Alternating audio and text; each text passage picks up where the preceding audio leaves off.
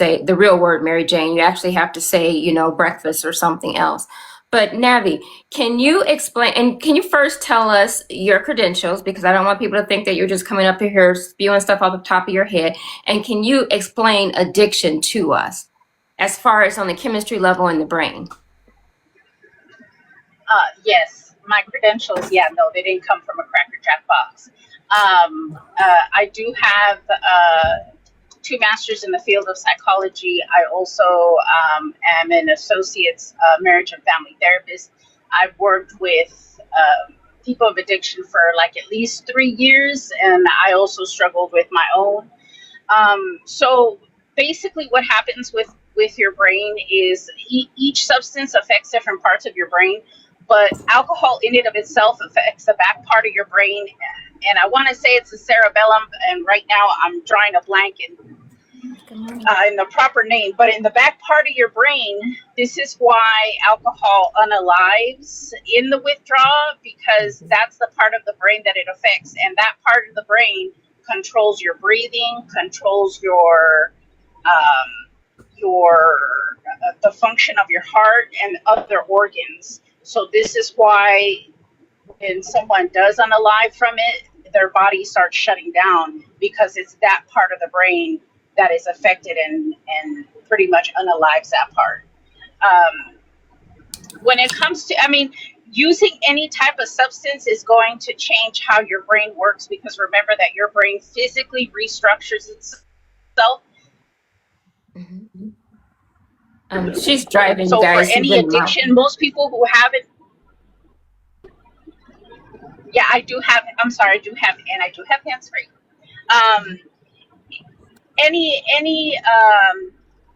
Any substance is going to change the function of just how your brain works. So remember that when you're intaking these substances, that's exactly what you're doing. Your brain is going to adjust to what it is that's happening. So any dopamine and any other chemicals within your brain that your body automatically produces, and that substance messes with it, your body stops producing it the way it should. So if you have like a really dopamine high based on the substance, your body will no longer produce it, which is what keeps you coming back for more, is because you're reaching a certain level that your body is not meant to do. So what you're doing to yourself is, you're setting your body up for failure in the future. I know a lot of people talk about, even using something that's quote unquote natural that comes from the ground, but so does poison ivy, and you're not supposed to roll in that anyways. So just keep that in mind, that you are affecting your body, you are changing, you are more than likely setting it up for long-term depression, anxiety, paranoia.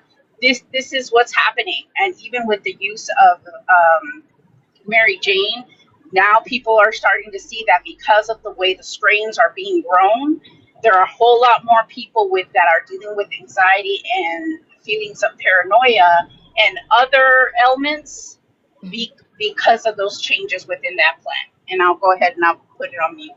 Okay, thank you. So I do want to ask all of you, and I'm going to start with Miss Nitra.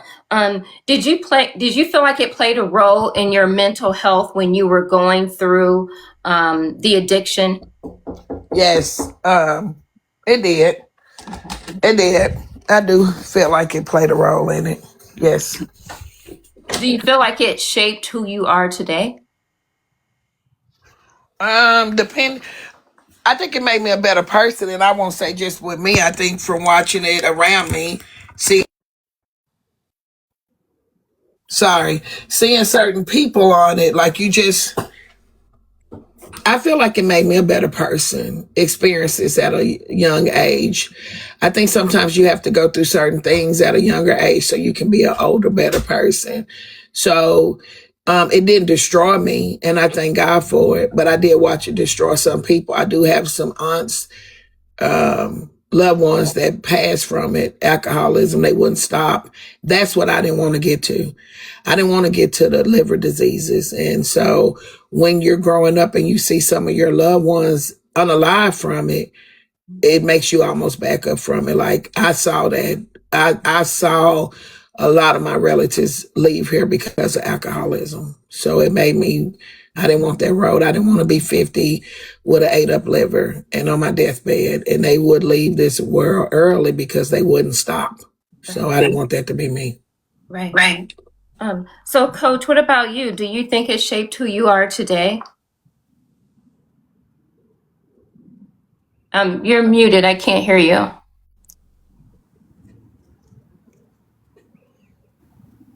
Okay, can you hear me now? Yes. Okay. Yeah, my mic died. It's okay. Um, but yeah, one of the things that it hit me, I knew I needed to give it up because it changed me into a different person. I no longer recognized myself. I lost the ability to react properly. I started seeing changes in myself that I did not like. I was a whole different person every time I drank. It would change me into a different person, and then I would have so much explaining to do after the fact. And I got to the point where I no longer recognized myself, and that was a problem. That's when I knew, like I said, that's when I knew something I had to change. You went cold turkey? I did not go cold turkey. I did, but I used CBD. CBD was the first thing that helped me to just, I feel like, relax my nervous system enough where I didn't crave it. That's what I used to help with the withdrawals was CBD. Okay. So fantastic. What about you? When did you know? But then let me ask you this too. You're in the rap industry, and from what I hear, I don't know because I'm never in the rap industry. I really don't even listen to rap music. But I hear that world that is common in that world. Definitely. Two things. I do want to answer your question on how did it change me? Yes. My addiction changed me. One thing is that I currently am an admissions coordinator for treatment facilities in South Florida. So I work for a treatment facility called Genesis House, which was the treatment facility I came to get clean. So it's a full circle moment for me to come to a treatment facility addicted to opioids, Percocet, alcohol, booger sugar, and be able to now come January, God willing, I make it to January, have 6 years of sobriety and work for that same company. It definitely changed me because now I get to help someone the way people help me. Now, the second part of your question, the rap industry. I'm not really in the industry right now, but in my past, I really did have a really good run. I opened up for all of the groups that came through Philadelphia because that's where I'm originally from, like Biggie Smalls, Nas, Wu-Tang Clan. I had a record contract with Capitol Records through jazz artist named Greg Osby, where I traveled around the world, Japan, Europe, the whole nine. A record contract with Rasheed Wallace, a basketball player when he signed for $80 million, and a record contract with a football player named Blair Thomas, who was a first round draft pick out of Penn State, who later played for the Dallas Cowboys. But it is very prevalent in the music industry, period. It was many times that when I came off stage or before I went on stage, it was in the bathroom like, hey, yo, I saw your show. Would you like to have some of this? Because they want to get close to you. Also, Just 1 the second. Somebody in the comments said, "Who cares? I care. This is my show, and please be respectful of my guests. And if you can't be respectful, you will be blocked." That was your first and only warning. Okay, go ahead. Fantastic. so Block him. Please block him. Go ahead. so here's the thing, the message of recovery will go over some people's heads because here's the thing. Some people are mad that you're clean. They're mad that you're sober. They're mad that they're still going through what they're going through. And you're sitting up here talking about how wonderful your life is after going through addiction. So those kind of comments are very, I understand them because they're not really mad at me. They're mad at themselves. So with that being said, it's very prevalent in the music industry or art in general because some people need to tap into something different and they need a substance to actually tap into, help them tap into, to get that creative, get into that creative mindset. And then what happens is that what they use to tap into something creative now becomes a crutch that they can no longer step away from in their day-to-day life. Okay, thank you. I appreciate that. Um, so Miss Nature, I'm going to ask all three of you the same thing. You guys all have children. You have children, fantastic. You say yes, you were married with Yes. children. Okay. Do you feel like you were present at that time? I was there physically, but I wasn't there mentally. So it was a lot of times. I can remember one time specifically where my son went to my wife and was crying, and she said, "What's wrong with Daddy? He keeps falling asleep while I'm talking to him." So, and that was one of the reasons why I didn't want to go to treatment at first, because I was like, "Hey, I don't want to leave my kids because I've been there present since day one." But I had to realize, yes, I've been there present physically, but but like spiritually, emotionally, I wasn't there. It was go to work, come home, I do my thing, and I'm nodding out in the kitchen or the living room, and that's that.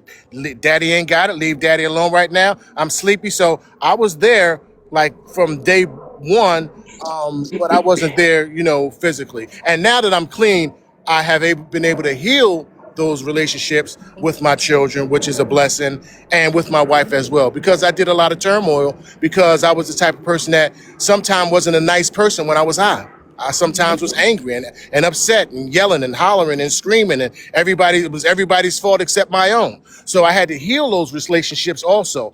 Also in my recovery, like I said, when I first lost all my properties, 'cause I had 5 homes in Philadelphia, I lost all of them. Since I've been clean, I bought a new house, bought a new car. My wife came down to South Florida to live with me with our small daughter, and I'm healing all those relationships that I messed up when I was in a relationship with my mother.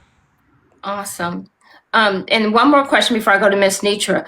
When you had that first initial high, do you ever get that again? Thank you. Hey, Nikki. Nikki, you can come up whenever you want. Your tolerance does go up. So you can get the same high, but it takes more. It takes more. So you might start it off with 1 or 2 pills and a little bit of syrup, or an ounce or two. Now you're drinking. Now when I was done, when I was broke, busted, and disgusted, I was taking 4 Perk 30s a day. I was drinking like 4 ounces of syrup a day, and taking 2 to 4 Xanax every day. I've had seizures from withdrawal. I've had car crashes from withdrawal, and I have fell on my face and scuffed my whole face up from blackouts. So I had to go through hell to get through this point of recovery right now. Okay. Wow. So Miss Nitra, what do you think about were you present, first of all, and what do you think about chasing that first feeling that you got?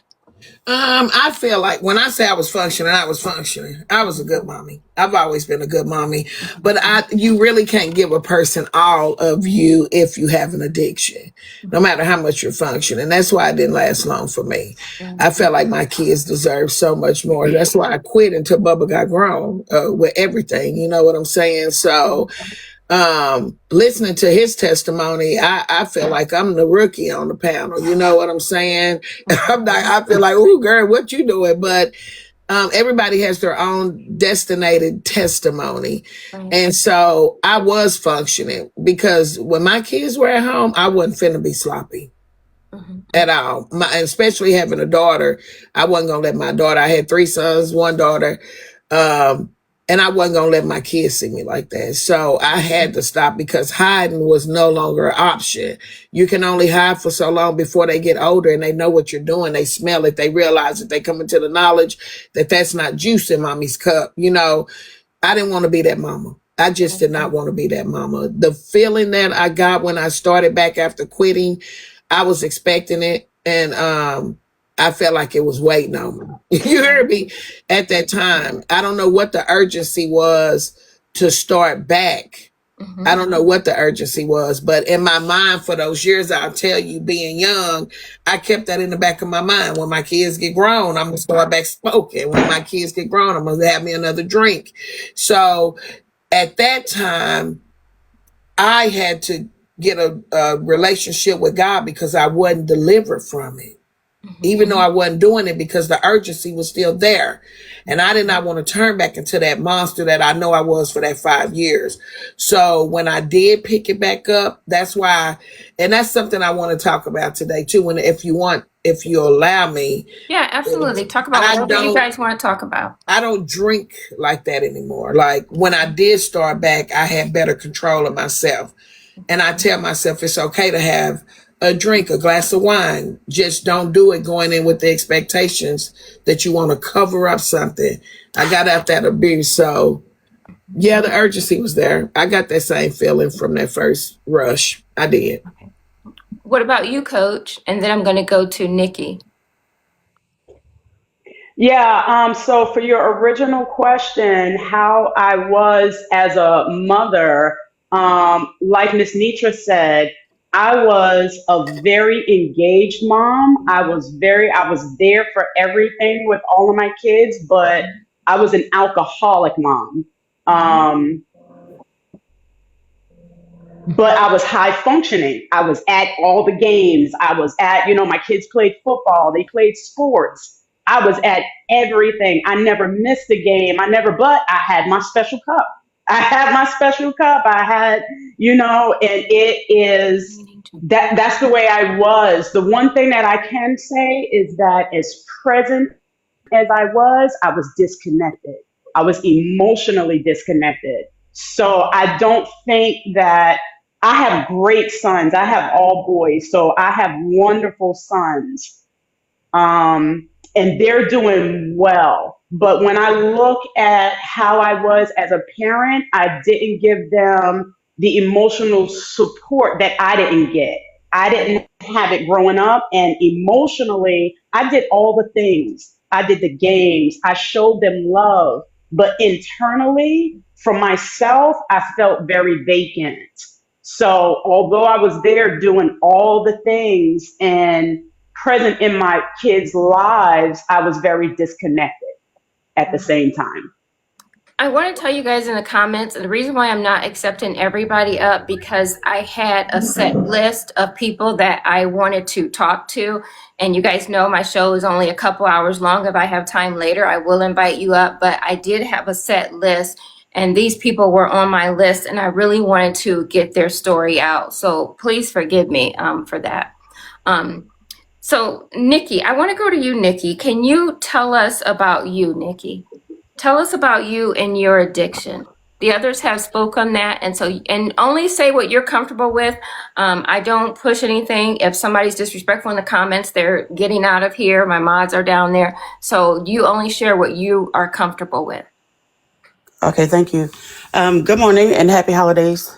Thank you.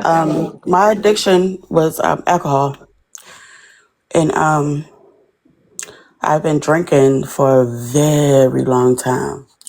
Very, very, very. And it was me and my mother who was codependent on alcohol.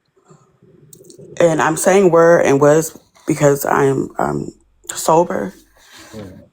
And my mother, the reason why I'm sober to this day, well, not to this day, it's just recent sober. So I'm still going through my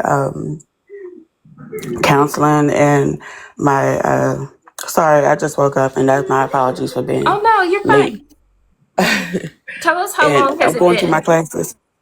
I've been drinking since I've No. been Oh, able to drink. 21. Well, our back in the day, our lives was like, oh, okay, yeah, let's go take a sip of mommy's, beer here and there. So we were 13 and 14, stealing beers and stealing, things like that to drink. One of my actual first eye openers was I was going through something with my son, and it was very, very, very hard. And I actually pushed the button on Miss Nitra's live, and I was crying hysterically, and it was the drunk tears and the drunk slurs and the drunk everything. And Miss Nitra sent me to Coach Phillips, and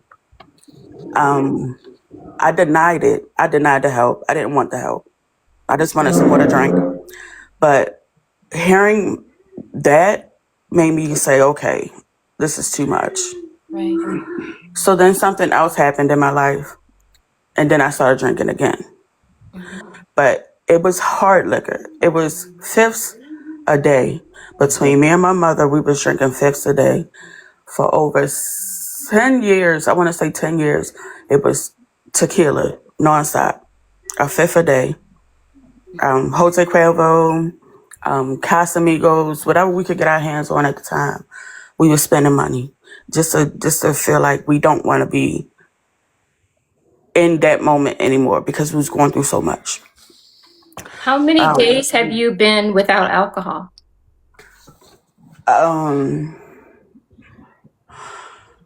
So I am going to be completely honest. I did have some wine, and so I don't want to say how many days I've been sober. But when I had that glass of wine, I got really, really sick. Okay. So Well, I the need reason to I restart. asked, because you had came on my live and you had stopped, and I didn't know if you went cold turkey. Like I said earlier, Yeah, alcohol I is definitely went cold turkey. Poetic, I did. and alcohol is the only substance that can unalive you going cold turkey. So that's why I asked. Correct. So you had wine.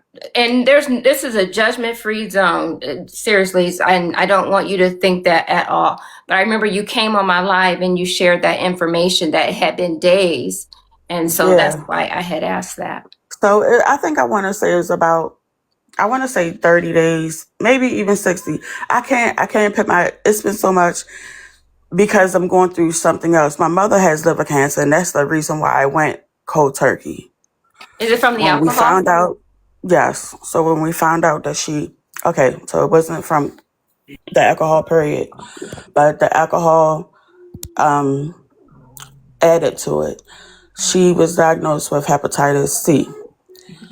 And when she was diagnosed with that, the medicine that she was taking to get rid of it, and she was drinking also caused her to have the liver cancer. So her liver was not fighting off everything. Right. So it was like the alcohol was going against the medicine that helped try to help cure her hepatitis C that caused her liver to now be having liver cancer. And it's spreading. So that's why I said I can't really think right now. My mind is just everywhere. When I had my glass of wine after my days of being sober, the illness afterwards, I had headaches. My stomach was hurting, and I'm thinking, oh well, maybe it was something that I ate, but I just reminded myself that I haven't really eaten anything that I don't normally eat, and that glass of wine was like another eye opener. Like, girl, what is you doing with your body? What is you doing with yourself?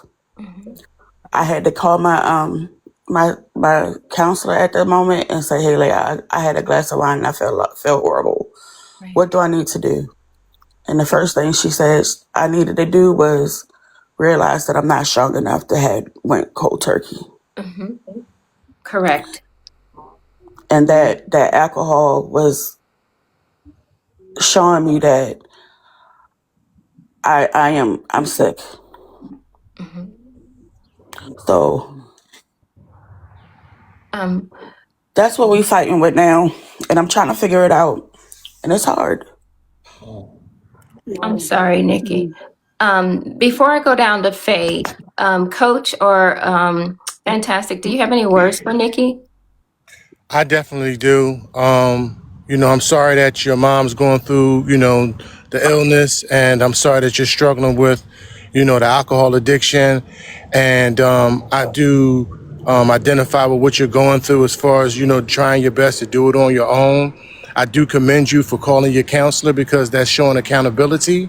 That's showing that, you are making yourself accountable, that you did have that wine, that you are looking for answers, and that means that you're on the right path. As far as doing it by yourself, you don't have to do it by yourself. There are support groups out here. Everybody's recovery looks different. I went to rehab. Everybody doesn't have to, but if that's something that you want to do, you should explore it. Some people go to Alcoholics Anonymous.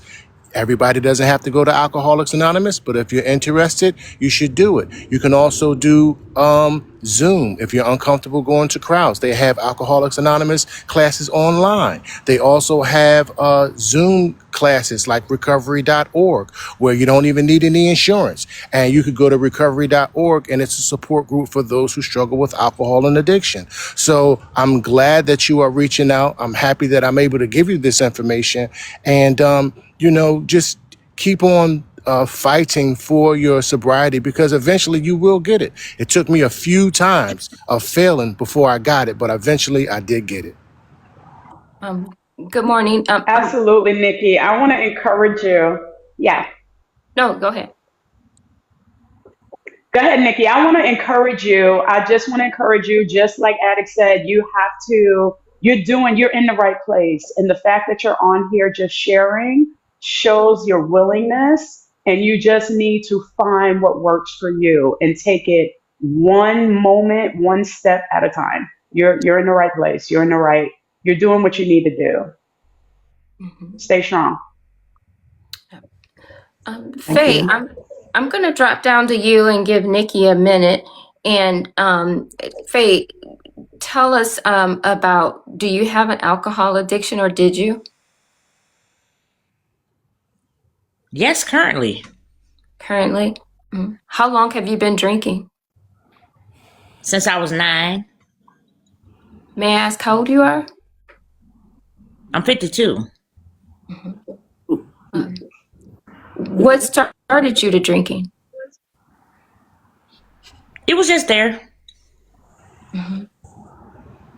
And you continue just because you like it? Just because, are you trying to? Do you Life drink every happened. day? No, I drink. No, I don't drink every day. Okay. I'm drinking right now, though. What time is it where you at? Let me see. I told you I was coming. Let me see. It is 8:01. So you wake up drinking?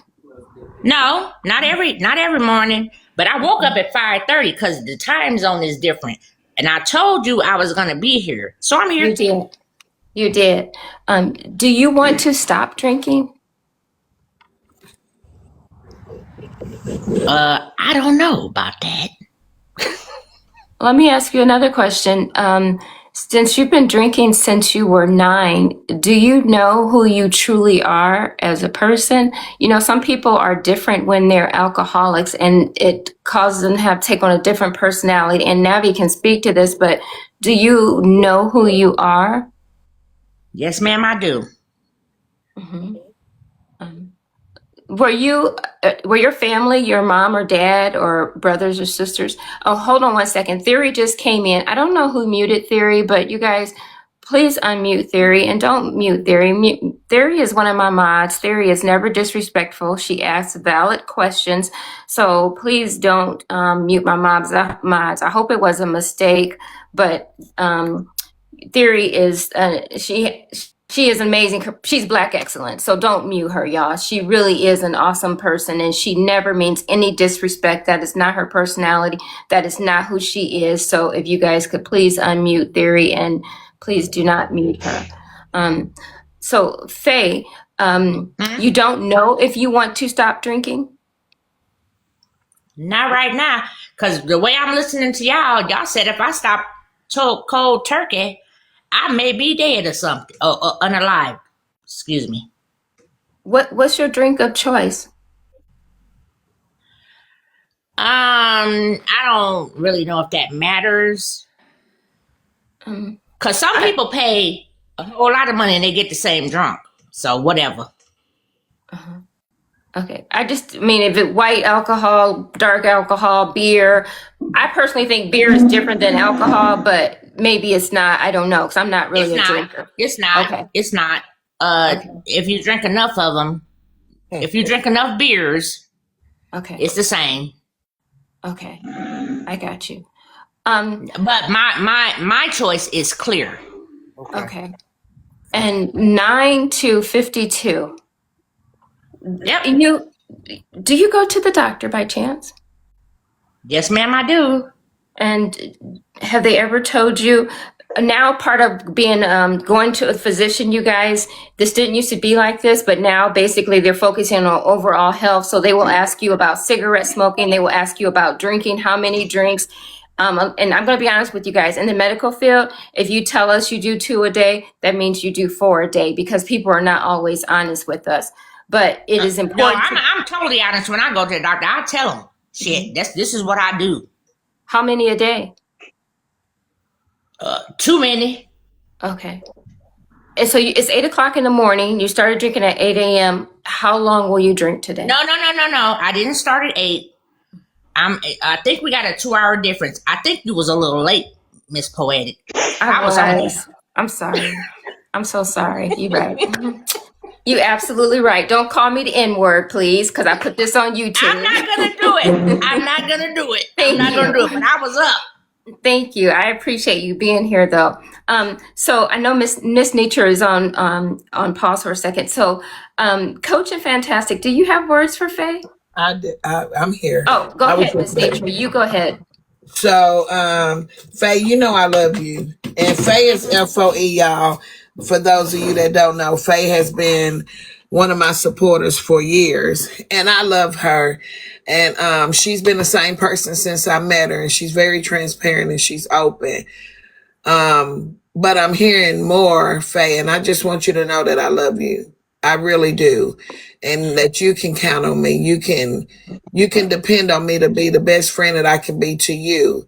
I just I want you to consider, and you don't have to say this here, you can talk to me on the back end. But even if I have to sit in with you with some classes, I would love for you to consider some counseling, and I'll take it with you. You don't have to do it by yourself. So we can pick a good time of the week for us to where we can go in and we can sit and let God do the rest. So if you're willing, Faye, you and I can start next week and go to, because I need some counseling for certain things too. And so it will be beneficial. So I would love for me and you to start going to counseling. What do you think about You that? want me to go to counseling? With me. I'm not laughing at you. I'm laughing with you. Thank you, darling. I love you, Faye. Love you too, darling. I know, darling. Oh, more than you know. More than you know. So you gonna call me later and we'll talk more about it. I ain't even got your number. I know you don't, but I'm finna get somebody to send it to you in your inbox. I don't look at that mess. You know how many people be on there talking that bullshit? I don't pay no Faye, attention. please, Faye. Just look for my message. I'm gonna inbox you myself. All right. Gotcha. I'm fixing to do it right now, okay? Faye, Anyway, I'm so proud of you. Moving right along. I'm really proud of you for being here, Faye. I really, really am proud of you. Yeah. It means a lot to me. It does. Coach and Fantastic, do you guys have words for Faye? I would say everybody's sobriety looks different. Everybody's starting point looks different. You don't have to go to the point where you're drinking and you're living underneath a bridge. And just because you are able to hold a job, just because you're able to pay your bills, doesn't mean that you don't have a drinking problem. So I think that, I'm not familiar with Miss Netra's community, but it seems like she has a community. And if she's willing to offer help, I would suggest that she take that suggestion and receive it. There's like 300 and some people in here. Most of them are FOE. They're part of her community, Faith Over Everything. She goes live every day. And so most of these people in here are part of her community. Okay. And you is too. Yes, I am. Yes. Right. Yes. Mm-hmm. Can I say something to a comment? Yes. I do know that the word alone tells us that let every man work out his own soul salvation with fear and trembling. I know it's a solo journey when you have to get healing, but to be a friend is everything. Mm-hmm. So to the person downstairs that said that I can't do it for her, I cannot, but I can walk with her. So that's just how the ball bounces with me as a friend. I don't want my friends to know that they don't have to go through by themselves. And that's just how that goes. Right. Respectfully. Can I say something also? Yes, and then I'll go to Coach. Mm-hmm. Thank you. I appreciate it. Miss Nietzsche, I thank you for saying that because not a lot of my friends know exactly what I'm going through. And I don't even know if I turned off my settings or not. But even if they was in here and they heard what I was going through, I will hope and pray that my friend and or family will help and walk me through this. You know, you tend to keep secrets that you think, well, me as my status, I keep secrets to make sure that nobody knows what I'm going through because I'm strong. I'm the one. I'm me. No, Nikki cannot, I'm about to say my real name, Lord. Nikki can't go through this. That's why nobody knows what I'm going through. It took me so long to even tell my family what my mother was going through. And they family. So I appreciate you, Miss Nietzsche, for putting your hand out and saying to Miss Faye that I'm going to walk with you because you don't have a lot of support now these days, especially unknown support. So if Miss Nietzsche knows that Miss Faye is going through something and she wants to walk with her, why not? Stop being so negative these days. If I had that support and I was open, I would have probably been stopped drinking. So this is why I agreed to Miss Poetic to come on here because I don't do this. This is not me at all. Nobody knows what I'm going through. Go So ahead. thank you, Miss Nietzsche. You're welcome. Thank you. To Faye, I want to say that I'm proud of you for being here. I'm proud of you for speaking your truth. And like Addict said, everybody's journey looks different. Everybody's starting point looks different. And when you're ready, it'll happen for you. Exactly. Thank you for inviting me. But at the same damn time, you know how I go. Uh-huh. When you think it's one thing, it's another. Right. Nobody knows. And thank you, Miss Nietzsche. Thank you, Poetic, for not being judgmental. And not at all. I love Not you, at all. babe. I really appreciate you being here. I'm going before I go to theory, just 1 second. If you guys could click on my name and then you click my link tree and I have YouTube because this will be I do post on YouTube, but if you guys don't want me to post on YouTube, I won't. But if you just click my link tree and it'll say YouTube, all you have to do is click it, subscribe. You do not have to leave TikTok. So click my name, click on Linktree, YouTube. You don't have to, Miss Faye. I know it's too much. And just click subscribe. I already did it. Oh, thank you. Tell me what I don't know how to do. I might be a little tipsy, but I ain't crazy. So if you guys just could click my name, and then there's a link tree in my bio, and then you just go to the YouTube, you stay in the app, you click subscribe, and you just come right back to this. You don't leave the app. So if you guys could do that, that would be awesome. And Max is down there, so maybe you have questions, you can ask Max. I want to say one more thing. May I please? Yes. Yes. Sorry for interrupting you. Were you No, you're done? fine. Okay, Yes. so it's something that Kevin Brown said the other day. You don't know nobody, Right. and the welcoming is detrimental. It's like we just jail. We just do the damn thing. It's cool over here, Right. and I'm not. I don't cuss no more. But like Proud Brown said, do not do that. I think this right here. I'm a happy. I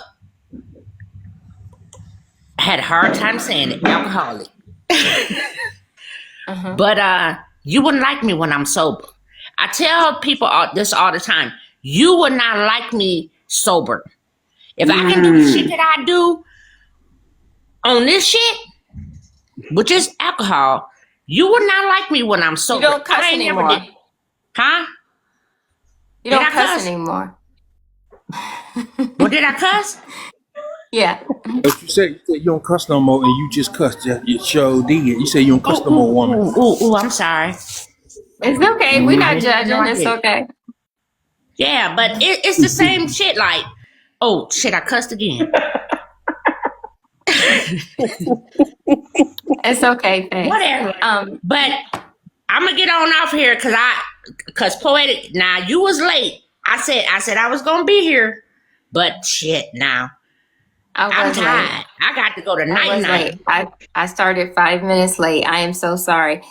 Were you Yeah, up well, all I was night? on time. I got up about 30 minutes early for this. I appreciate you, Miss Faye. It means so I much to me appreciate you being too, here. darling. Yeah, I I love appreciate you too. You just don't know what this means to me. Yeah, I These love you, half-baked Faye. summer whatevers. I love you, Faye. Love you too. Love you too, neighbor. Before she leave, can I say something? Faye, Yes, and before then I'll you go to go, Theory. I just want you to know this all I'm going to say. This is a start. Yeah. That's all. This is the start. Yeah.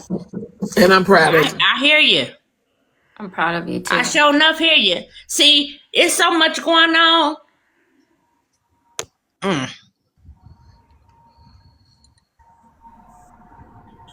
It's okay.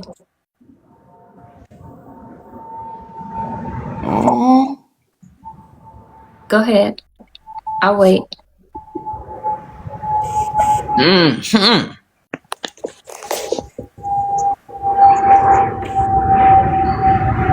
And then for people to not understand, like, I don't take this shit seriously, but all of a sudden it turns serious. Like, no ma'am, no ma'am.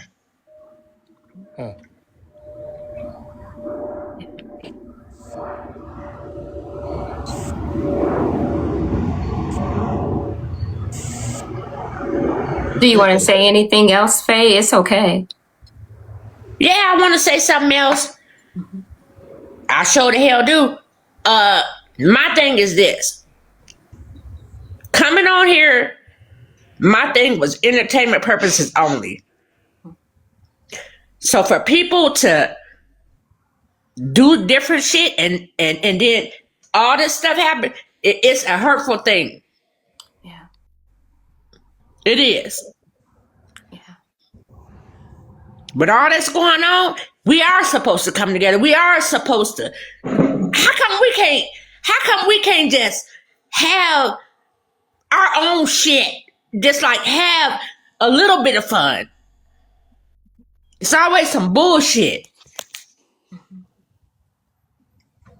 Yeah. You got people on here like Poetic, that's nurses. It ain't no telling who listening. No telling. Ain't no telling. But we still are human. We are. I'm madder than a motherfucker.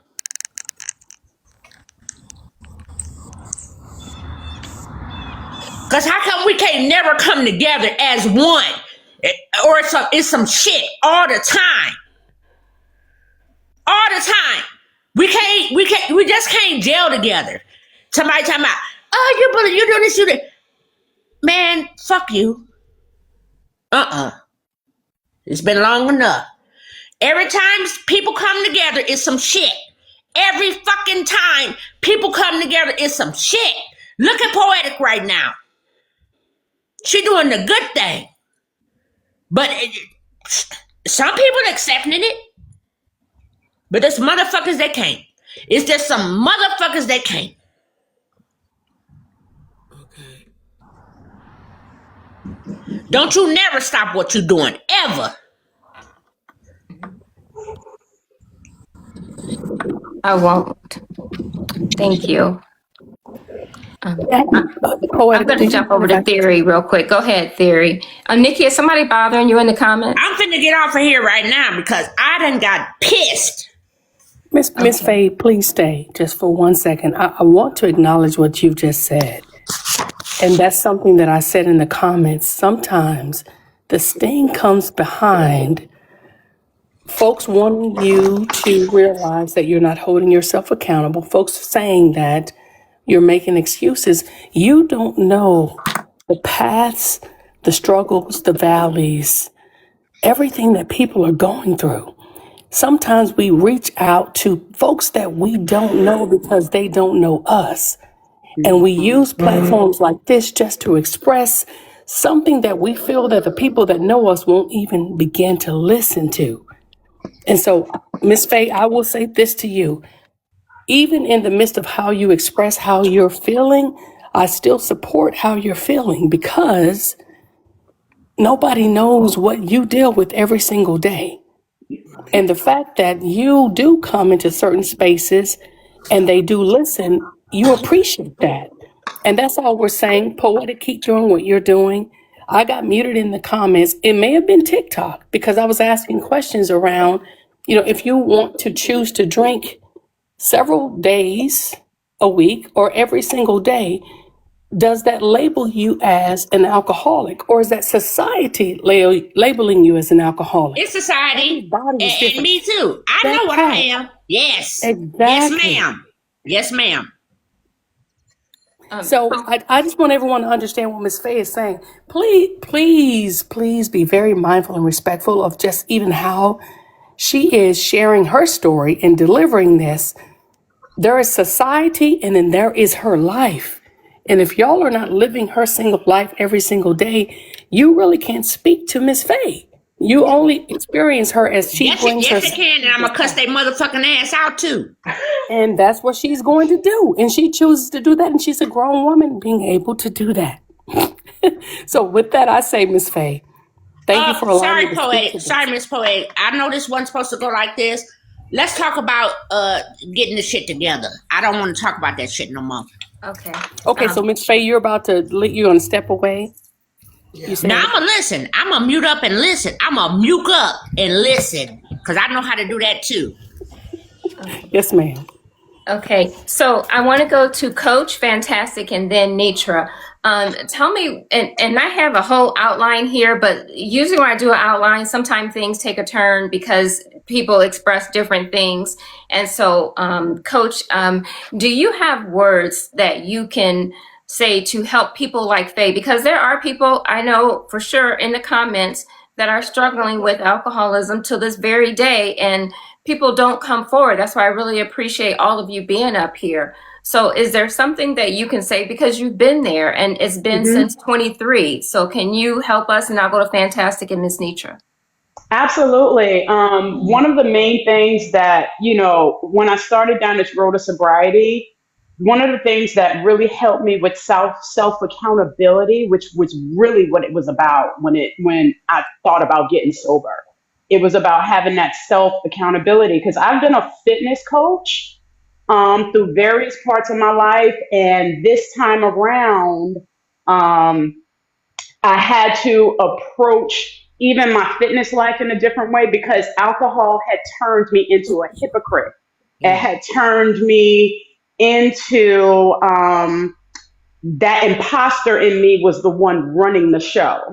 And so when it came to self accountability, I had to deal with that. So my tip is to really tell us what self accountability is.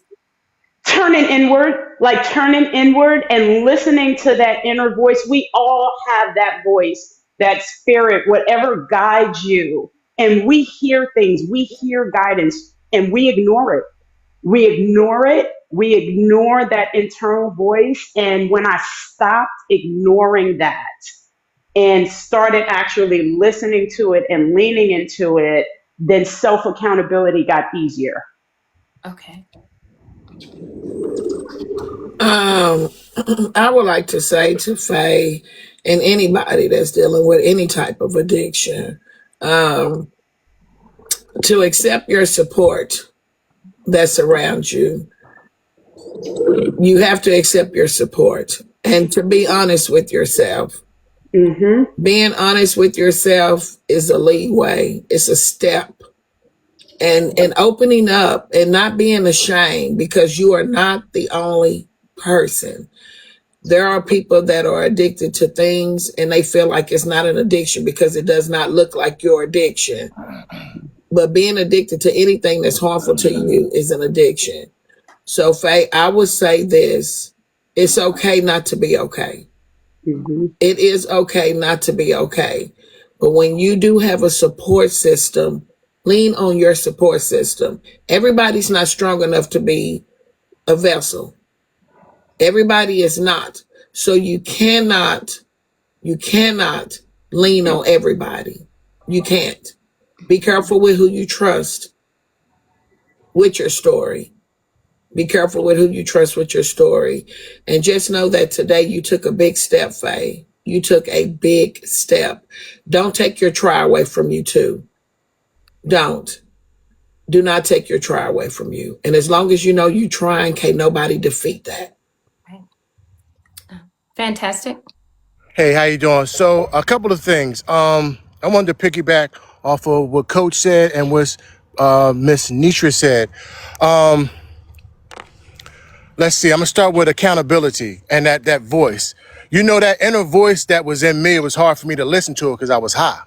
So I thank God I'm able to listen to that voice. See, when I was always high, it was hard for me to get that message because I kept putting the substance in my body that stopped that message from getting to me. You know, it was because I wanted to feel numb. I didn't want to feel pain. I didn't want to have the feelings I was having. And me causing myself to putting these substances in my body made me not be able to hear God clearly because I believe in God. So I wasn't able to believe God clearly, or I was able to ignore what I was listening to. And then when I woke up the next morning, I'm like, damn, I knew I shouldn't have done that.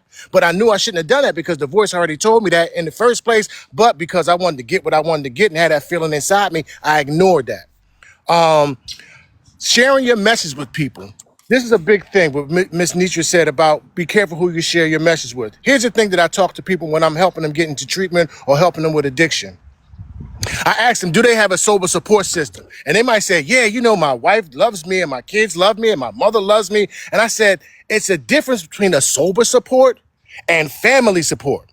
See, your family may not have the skills to direct you to how to get sober because they never dealt with being an alcoholic or a drug addict. So they'll support you on, baby, I love you. But as far as giving you the message on how you're supposed to stay clean when your kids get on your nerves, or how to stay sober when your job gets on your nerves, or how to stay sober when you have a health situation, when life shows up, they might not be able to explain how you to get sober or stay sober through those life interactions. So what I say, it's a big difference between having, you know, a love support system and a sober support system. And I'm gonna give you a short story. So I got in trouble for something I had did when I was drinking while I was sober, right? And I went to jail. My mother and my wife, they bailed me out of jail. I'm sitting at the restaurant and we're having a meal, right? So while we're having a meal, I'm looking around at the other tables. Now I done spent like, I don't know, 2 weeks in jail. I'm looking at all the other tables. I'm seeing the cold beer on the tables. I'm seeing the water go down the glass of the daggone glass, right? And I'm like, damn, I'm getting thirsty. I'm like, wow, you know, I just had this horrible situation. I'm sober, but I'm struggling with something that I went through while I was drinking that I'm going through sober. At that moment, I wanted to drink, and I started justifying myself. You know what, B? You can have a drink because look what you just went through. You went through a tough situation. You deserve a drink. You can have a drink. It's okay. You're stressed out. It's going to help you. But in that moment, I knew that I already had it was like 2 years sober. In that moment, I decided to pick up a phone, and I picked up the phone to one of my friends who had more sober time than me. And I stepped away from the table. I said, excuse me. I made the phone call. I called my buddy. I said, I don't want to say his name. I just say Paul. I said, Paul, man, I went through this situation. I got locked up for what I had went through when I was drinking, and they caught up with me, and I went to jail. I'm at this restaurant, and I want to drink. He said, B, you did the right thing, man. He said, instead of picking up that beer, you picked up the phone.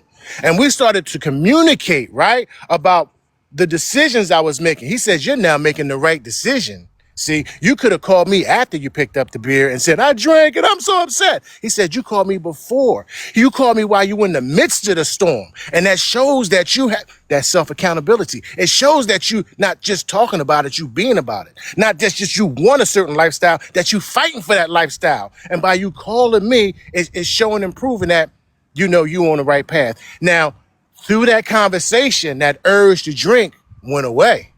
And I was able to go back and sit at the table and had that dinner with my wife and my mom. But that's the difference between sober support and love support. Had I threw all of that on my mom and my wife, they might not know how to deal with it. They might have got me upset. I might have been like, y'all don't know what y'all talking about, and had a drink, because they're not equipped. They're not recovering alcoholics. They're not recovering drug addicts. All they can say is, I love you, pray for me, hug me. But as far as giving me the specific information to get through that moment, may not have the tools to provide me to get through that moment.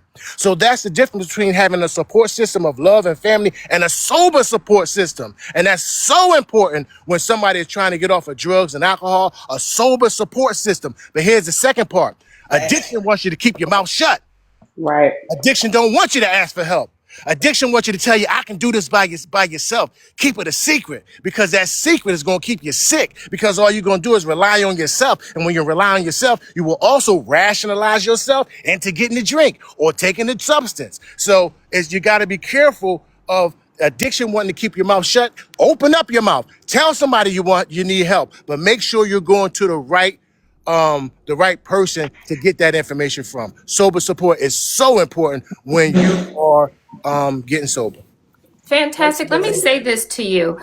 There are over 300 people here. Like I said, most of these people are FOE, but some people would be afraid to speak in front of this many people. Usually I have like 100 people in here, but a lot of people would be afraid and ashamed to come forward and say something like this. Was there ever a time where you felt ashamed and not wanting to say anything?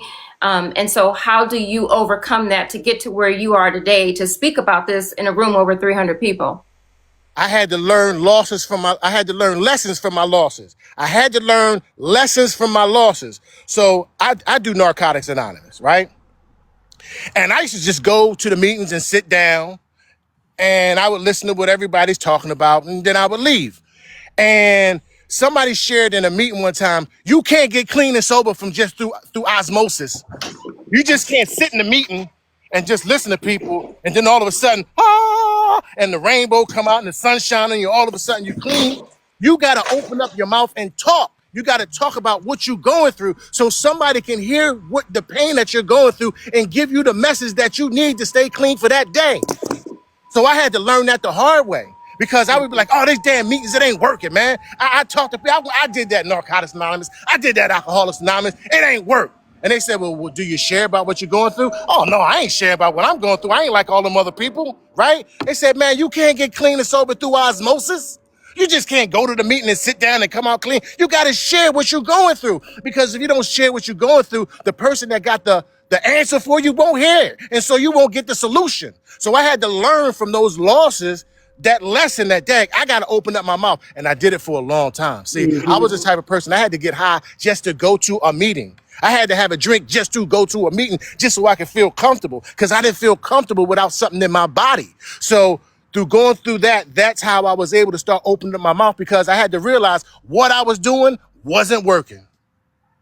Because we go from hiding that lifestyle to actually being on a platform. And then I'll go to Miss Nitra, being on a platform talking about it.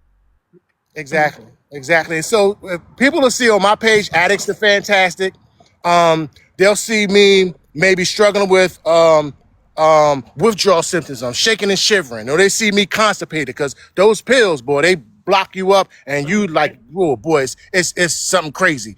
And so this is not me just pulling stuff out the air. This was actually my life and addiction. You know, I couldn't go to the bathroom for days. Like, I would have to go to the emergency room so I could go to the bathroom. Or waking up in the morning because I ain't got no pills in the house, and I just wake up shivering and shaking and sweating. And my wife like, what's wrong with you? Or having pain shooting up and down my legs. So the things they see on my page, Addicts to Fantastic, is not me just making up stories. This was my real life before recovery. And so I'm just sharing that. So because what I found out is that when I share that, people say, man, I went through that too. This is how I got through it. So I start the conversation, because in the chats, they start communicating with themselves. Yeah, you can get through withdrawal in 3 days. Some people say, nah, it takes more than 4 days. It takes 7 days. And they start having conversations. So what I'm doing is I'm just creating a community of recovering addicts to show that you can go from addicts to fantastic. That's why my name is Addicts to Fantastic, because just like everybody in this chat, in this group right here, we've all been through the pain, like what Miss Faye going through. We've all been through the pain, like what Miss Nikki's going through. We've been there where it's like, damn, I used to hate saying I done it again. I used to hate saying I done it again. Damn, I said I was only gonna have one drink. I'm blacked out and I don't know where I'm at. Damn, I had $1,000 in my pocket. I don't have a penny. What happened? Damn, I got in an argument with my wife because I was drinking again. And damn, I did it again. I used to hate looking in the mirror saying, damn, I did it again. So that's why I appreciate everybody in this panel that's sharing their stories, because I know for a fact I've been there. I know for a fact I've been there.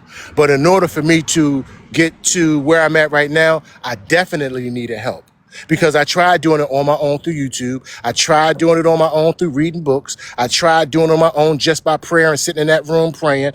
But it was like faith without works is dead. So, okay, I got the faith, but I got to go out and do some work in order to get sober. I got to do some work to get clean. I just can't sit here and pray, God, please help me to be sober, help me to be clean, and think it's going to happen. No, I got to do some work with that prayer.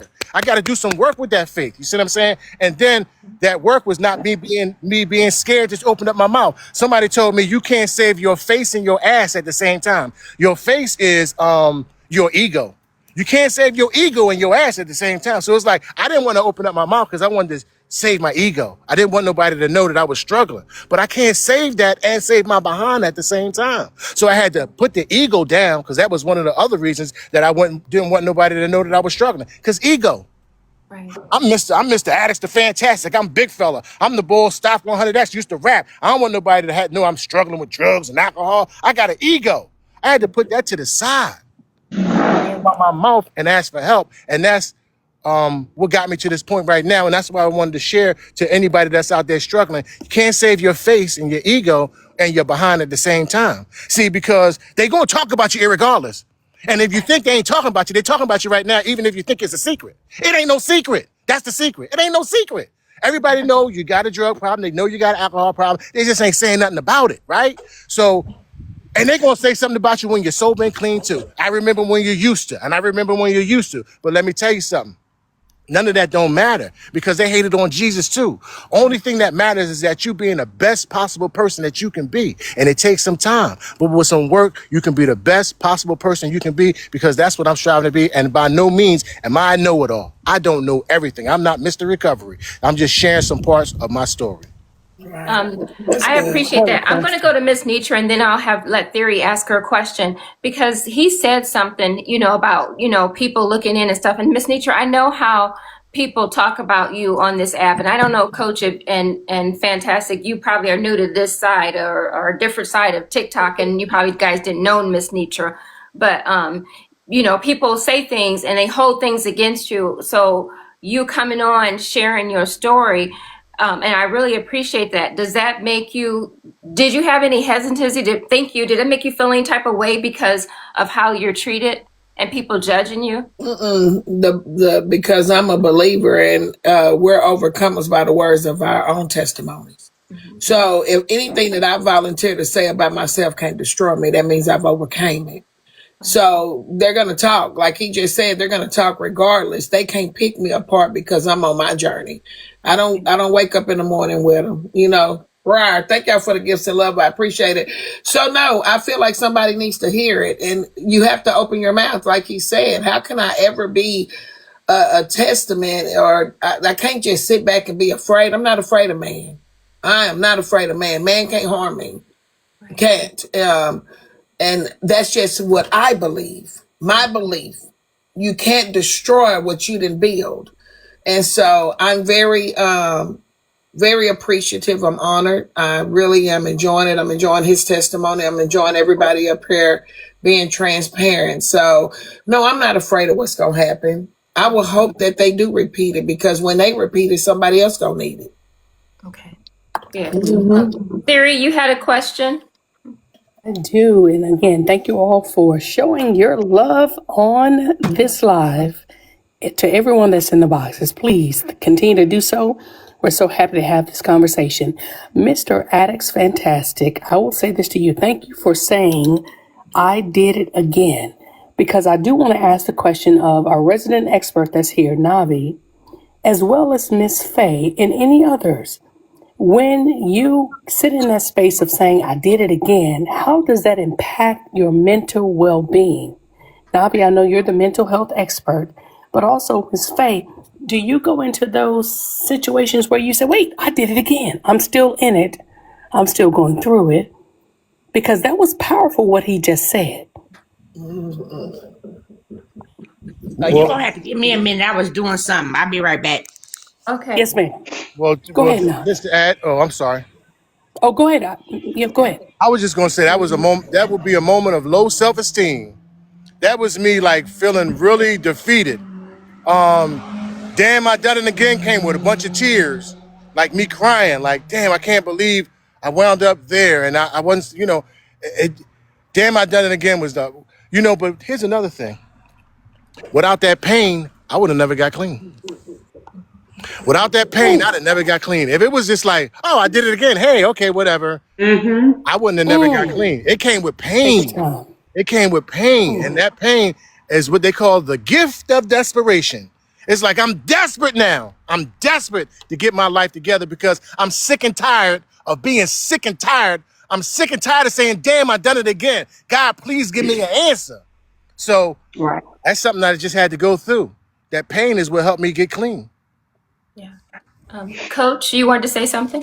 Yeah, absolutely. I want to share that, for me, when I had that panic attack back in 2020, that was my absolute, it was so severe. I knew that that was God waking me up. I knew that, when I woke up that next morning, and it happened to be during COVID. So the whole world was already shut down.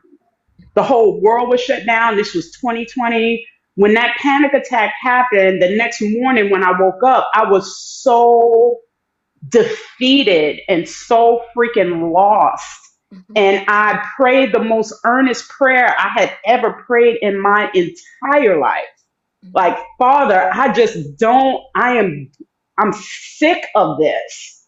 And with the world being shut down, and because I had a background in personal training that I had not used in a while, I was 60 pounds heavier than I am now when this panic attack happened. And when the next morning when I prayed and he told me, just start walking, those were my exact directions. Just start walking. And I started walking 15 minutes a day.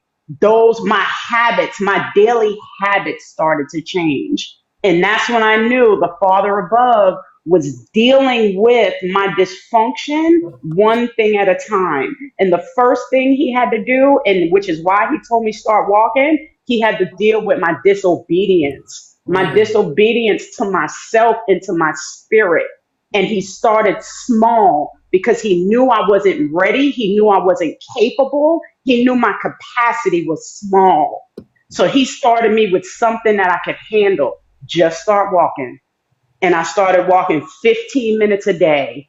Nothing else was open, but those small wins, those are small daily wins. Those small wins started to slowly build my confidence that I can stay committed. I can stay focused. I had to start small so I could finish big. Right. And the finishing big was those little steps adding up to the point where I could say, I'm ready to step away from alcohol. I had to build my capacity first. That's how he dealt with me on my journey. Right.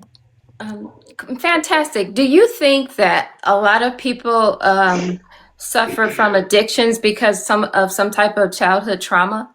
Thank you. Oh, absolutely. Childhood trauma, that's emotions, and people do drugs and alcohol, so they don't have to deal with those emotions or memories. They don't have to deal with those memories. But that's a negative way of dealing with those emotions and memories. Because, on the flip side, you can get therapy. You can, medication, prayer, But yeah, I definitely do think trauma has something to do with it. I grew up without no dad. You know, my mom, she whooped the crap out of me sometimes because I don't know. I guess I was, I don't know. But anyway, and me not having a father made me feel, why nobody showing up at my basketball game, my football game, when I'm on stage doing a performance? Why I don't have no dad? Why I look so good over there? And I don't know. And then I start going to the different crowd or the homies that, I look, or the older guys, and they was doing like, I was introduced to cocaine when I was 15 years old by the older dudes who was hustling. And they was like, yo, B, some of this. And I was like, all right, then that's what's up, because you look good. You got a gold chain on, the BMW, the MCM interior, because I'm 54, so I was a young boy during the 80s. So I'm like, oh, wow, okay, that's what we doing. This is what we doing. And I looked to the older guys who was like the fly guys. And I started getting into that when I was a young guy, because I was trying to replace something that I didn't have at home. So definitely, I think that the trauma that we go through, or the trauma we go through, can result in us being alcoholics or addicts, or even people who. I know some people who didn't start drinking until they was 20, 30 years old, but they in abusive relationships and whatever the case may be. And they just want to numb themselves of what they're going through. And they're using it as a scapegoat. They're using it as a crutch to get through the next day. Some type of medicine to help them get through the pain, because it's easy and it's accessible. But here's the thing. There is healthier alternatives, but sometimes we don't look for the healthy alternatives. Sometimes we push the effort button, and it's like, whatever's there, I'm ready to go ahead and do that and effort. This is what it is, because I think it's going to help me. So let me ask you this. You said that you, like, when you went to your dealer was saying something like, you need to get clean, you need to stop, or whatever. Did that make you think about it, or did that make you want to just go to a different dealer? Both. Both. It was like it made me think like, damn, they see something inside me. They see the old me, because it was at a point where I was the man in the neighborhood. I had 5 houses. I was on MTV. I was on BET. I was traveling the world. And then it got to the point where I'm back in the hood. I got a regular job. I'm a janitor. And I'm mad at my life. I'm mad at the world. I think everybody's to blame except for myself getting there. And at that point, they're still saying, you stop.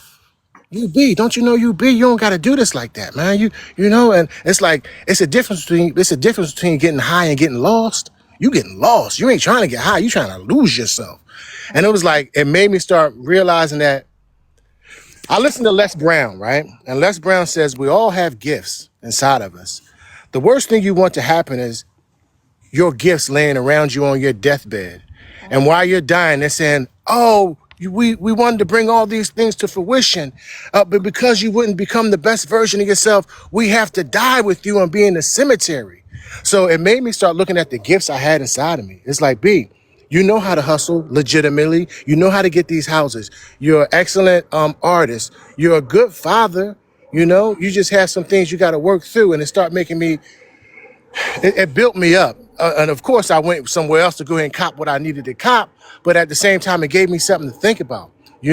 Sometimes the people who you think are your friends are the people that's plotting against you. And the people that you think is just regular street people see something in you, and a jewel that they plant that seed in you so you can see it within yourself.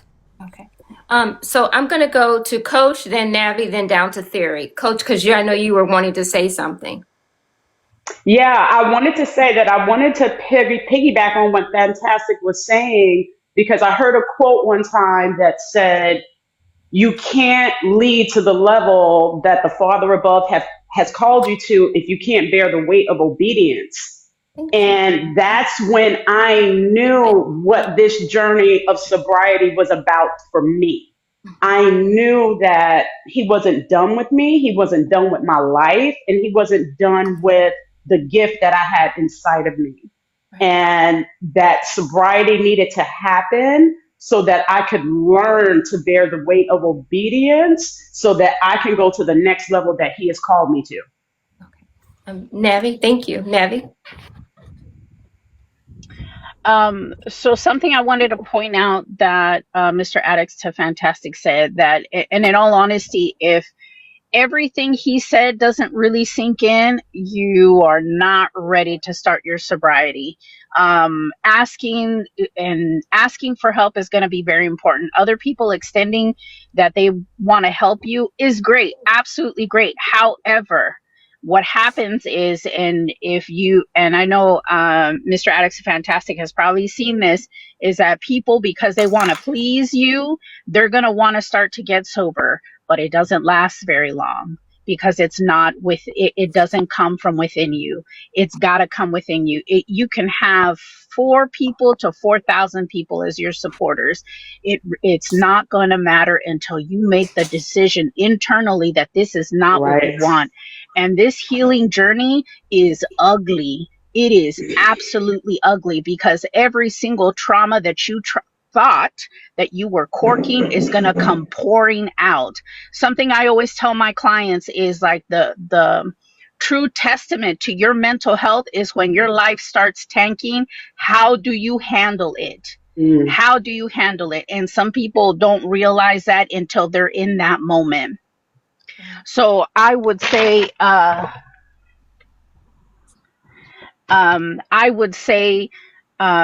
get to a place, really get to a place where if this is what you want, take it slow. I understand that the path to sobriety is not an easy one, but it is worth everything that you have to give it to be sober, to enjoy life, to be able to say, I look forward to tomorrow instead of I look forward to the next pill, the next snort, the next drink. It is worth everything, but you have to be willing that. And the one of the things that when I was a counselor for that, and even as a therapist now to the population that I have, I don't sugarcoat it. You know, one of the things is when they tried to lie to me, I would tell them, and this is how I would say, you can come and lie to me about your bullshit, but when you walk out this door, you take all that crap with you. I don't. I have mine. I have my sobriety. I have my family. I have my house. I have my children. I have what I have. When you walk out this door, you're barely holding on, if you're holding on to anything. So you're not kidding anybody. One of the things that you can hear people when it comes to, their addiction is immediately they come out with the sword and shield ready to defend their own addiction, trying to make it seem like it's not bad. Guess what? It is. It is. It is. And until you get to that place, then you're going to be able to receive all the help that you can and understand that, yes, the road is ugly, and the majority of that road you will face by yourself, but you will have cheerleaders. I'm hoping, whoever, if you guys decide to, really go on this path, please please get help. Please get help. It's not going to be easy. It will not. But once you start down that path, you're going to find that life is a whole lot better being sober. It's just, it just is. So I'm going to go ahead and drop. I got my clients that I got a group this morning. And one thing I want to throw out there, because I've been doing this since 2019. I have a variety of clients I've dealt with, from like 4-year-old children with autism to survivors of SA, people who've been trafficked. Now I'm a therapist to SA offenders. And I'm going to say this as, in a sense, a red flag. The majority of my clients, that I have now, are all SA offenders. A large portion of them committed their crimes while using. And I can tell you right now that when in their sober state and when I see them, that is not who they are, but that is the label they carry because of the consequences that comes with it. So it can be health, it can be a crime, it can be anything. Remember, abusing is going to lead you to consequences you never thought that you would do. So I'm going to leave that there, and I will see everybody later. Thank you, Navi.